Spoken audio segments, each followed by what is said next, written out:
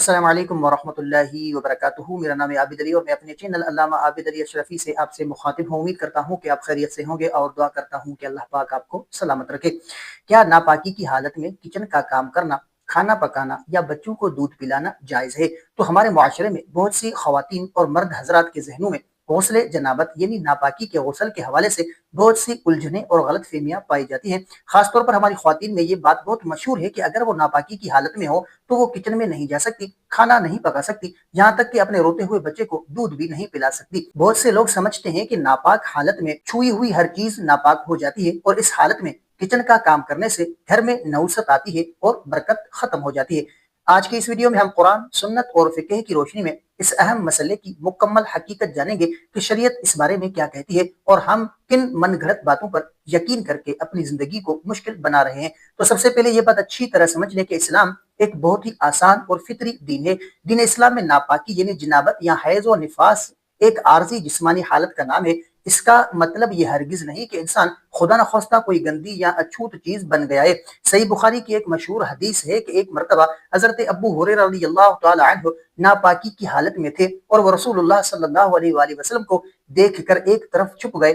جب نبی کریم صلی اللہ علیہ وآلہ وسلم نے ان سے اس کی وجہ پوچھی تو انہوں نے عرض کی کہ اللہ کے رسول میں ناپاک تھا، اس لیے آپ کے پاس بیٹھنا مناسب نہ سمجھا۔ اس پر نبی کریم صلی اللہ علیہ وآلہ وسلم نے مسکرا کر ایک تاریخی جملہ ارشاد فرمایا کہ سبحان اللہ، کہ مومن کبھی ناپاک نہیں ہوتا، یعنی مومن کا جسم اندر سے پاک ہی رہتا ہے، بس ایک مخصوص شرعی حکم کے تحت اس پر غسل فرض ہوتا ہے۔ اب آتے ہیں اصل سوال کی طرف کہ کیا ناپاکی کی حالت میں کچن کا کام کرنا یا کھانا پکانا جائز ہے؟ تو شریعت مطہرہ کا حکم یہ ہے کہ ناپاکی کی حالت میں عورت یا مرد کے لیے کچن کے کام کاج کرنا، جھاڑو پونچھا کرنا یا کھانا تیار کرنا بالکل جائز ہے۔ اس میں کوئی گناہ نہیں ہے اور نہ ہی اس سے کھانے میں کوئی نوست آتی ہے۔ اگر کوئی خاتون اس حالت میں آٹا گوندتی ہے یا سالن بناتی ہے تو وہ کھانا بالکل پاک اور حلال ہے، اسے گھر کا ہر فرد بلا جھجک کھا سکتا ہے۔ اسی طرح اگر کوئی ماں ناپاکی کی حالت میں ہو اور اس کا بچہ بھوک سے رو رہا ہے تو وہ اپنے بچے کو دودھ پلا سکتی ہے، یہ بالکل جائز ہے، شریعت میں اس کی کوئی ممانعت نہیں ہے۔ تاہم یہاں ایک بات کا خیال رکھنا بہت ضروری ہے جس کی اسلام ہمیں تعلیم دیتا ہے۔ اگر کسی مجبوری، سستی یا وقت کی کمی کی وجہ سے آپ غسل کرنے سے پہلے کچن کا کام کر رہی ہیں تو بہتر اور مستحب یہ ہے کہ آپ کم از کم اچھی طرح وضو کر لیں یا اپنے ہاتھ منہ دھو لیں۔